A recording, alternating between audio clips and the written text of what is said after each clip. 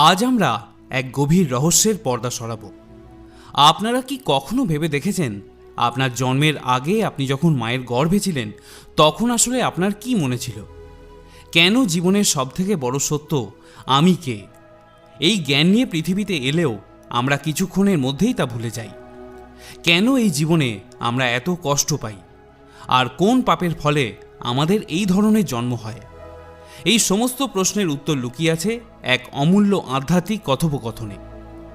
এই আলোচনাটি কোনো সাধারণ আলোচনা নয়, এটি হলো সেই গর্ভগীতার জ্ঞান যা স্বয়ং যোগেশ্বর শ্রীকৃষ্ণ তার প্রিয় সখা অর্জুনকে প্রদান করেছিলেন।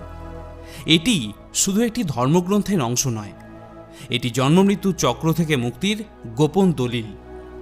আমরা সকলেই জন্ম নিই, কষ্ট ভোগ করি এবং একদিন চলে যাই, কিন্তু এই জন্মমৃত্যু চক্র কেন চলছে, আর এই চক্রের সব